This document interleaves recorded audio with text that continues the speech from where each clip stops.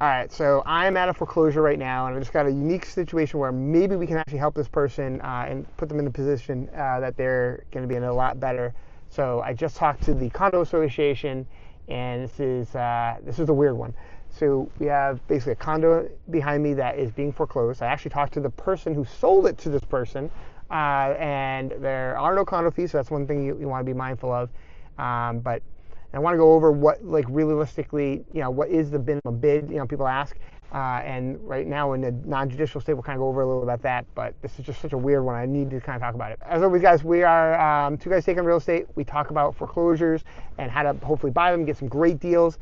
But today, this is going to be a really unique one. I'll try to record the auction as well, and you're going to want to stay for it. So get a paper, pen. If you have questions on it, anything, leave them below. We're going to get to those, and we're going to, answer them, and hopefully get you a little more educated so you can buy your first foreclosure. So talking to the former owner of the property, he owns actually 8 property units in this complex. So he's done a really big job. He rents them all out. Sometimes he flips them. He's got one that he's trying to flip right now. That someone moved out. I guess he's just looking to flip it. But this one is really weird and unique in the fact that the person that's occupying the place, after a little while, he got diabetes, and unfortunately, he now had to have his feet amputated, and his life has gone downhill. So I'm hoping to be able to figure out something, because a lot of people would buy the auction and they'll just kick the people out and just kind of move on. But there's often ways where you can work with these people, maybe having him buy the property back. This one, where we can actually work with the gentleman and see if we can help him correct his life. Maybe he can't keep the house, but we can help it, maybe get him into an apartment, maybe work with social services. I know that they've been turned around back a lot, but we're really good about really working with people, and we might be able to get him in with social services, and he can hopefully get the services he needs. Too many other people that I found that get into this will just try to evict, just go through that, and won't actually work with all the services that are available for people that are disabled. And if you work with them, we've had help of multiple people actually find better apartments. There's stuff that they can get for free, and essentially it's subsidized, and that they can get into a better situation where maybe he has home health care, whatever it might be, that will get him in a better way. So I'm really hoping to do that in this situation. Like, one of the things I really want to talk about with how to understand what the minimum bid is. We have no idea. So once again, we know this was sold back in 2021 for about $119,000. I'm sure they put some kind of deposit down. Did he make payments? Did he not make payments? I don't know. In a judicial state, often you can find a lot of this information about what's owed still. The banks often will disclose that kind of stuff. But in a non-judicial state like Mass, we don't get any of that information. We have to actually really just kind of guesstimate what there's owed, and then just show up at the auction. So you don't get a number from the bank beforehand. So you kind of really are kind of flying blind, so to speak. And you just got to run your numbers and then come up with what you're willing to and go from there.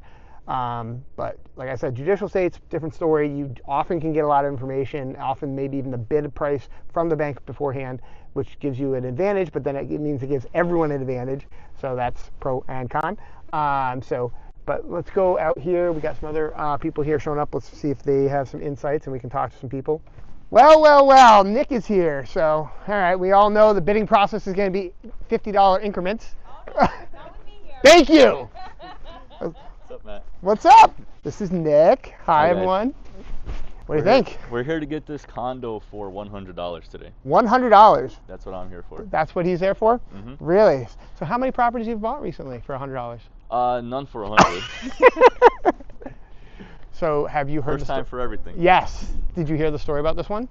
There's an amputee living here. The court process for this is probably going to take a while.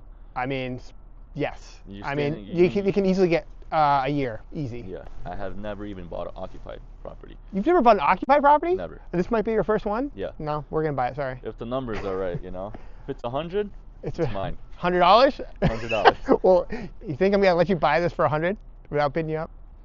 Definitely not. Because I know your max is 2. 200, so, exactly. Yeah. I gotta still beat my my $200 deal. If I can get something for 150, mm-hmm. Bam! So ARV on this, I mean, I'm thinking under 200, but like I'm thinking 170, something like that. Interest rates just went over 7% again, so buyers are a little bit, going back. I agree. So, yeah. So what do you think? What do you think of ARV though? Probably like 180. You think 180? Okay. Based on what though? Did you find a comp for that? Because I couldn't find a comp. I've been seeing a lot of them selling for high ones, like close to 200. Here? Yeah. Okay. And pretty much just price per square foot averaged out. Okay, so you're just going the price per square foot And out? with that considered, and Nick said that it's in very good condition. Well, he hasn't been in here since 2021 when he renovated Yeah. it. Yeah. So while I agree he did a good renovation, I kind of based it on what he did in Unit A. Mm-hmm. But I mean, still, 3 years is enough to trash a place, right? 3 years, 3 months. Yeah. I mean, I've had tenants trashed it in less than a month. Yeah. I mean, who knows? Yeah. I'm definitely under 100 on this. I'm under 100 for my bid.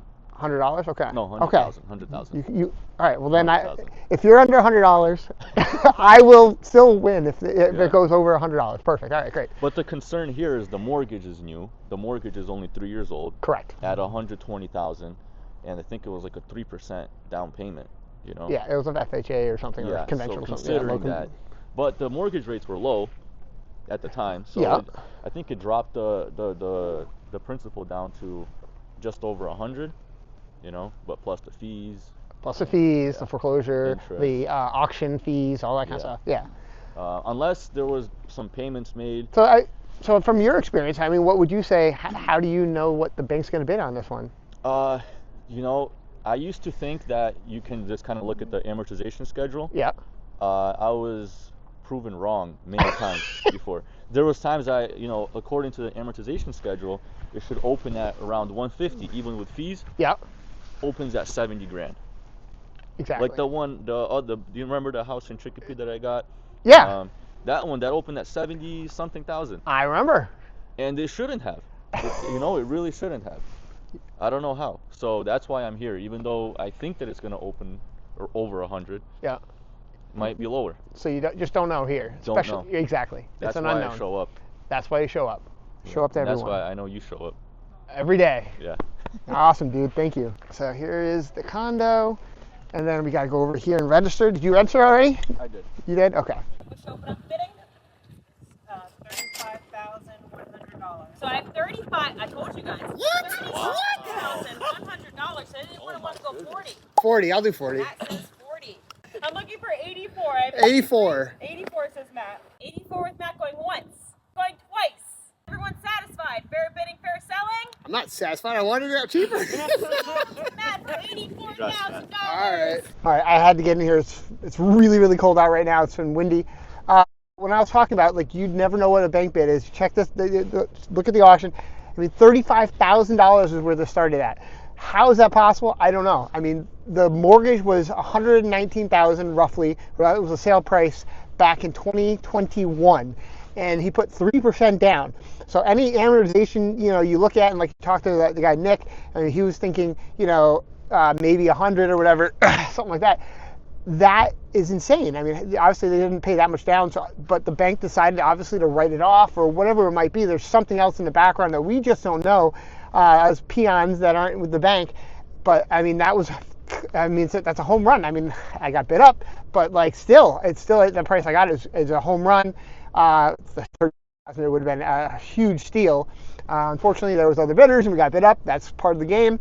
But this is why I say, like, you never really know what the minimum bid, especially in a non-judicial state, you never know what the bank's going to start bidding at. And so I try to go to as many as possible. I mean, once again, using, honestly, the information and roughing the actual amortization is a good way to maybe get something that you will have a rough idea. But honestly, at this one, I would have thought it would have gone for at least 100, where it was just on the cusp of the bid. We were willing to maybe go to 105, something like that. So it was tight, we thought. But for it to start at 35,000, then I tried using a bidding strategy of trying to bump up a little higher to hopefully shake out the guys, and knew that I was serious. But unfortunately, the other two bidders didn't shake out until much later.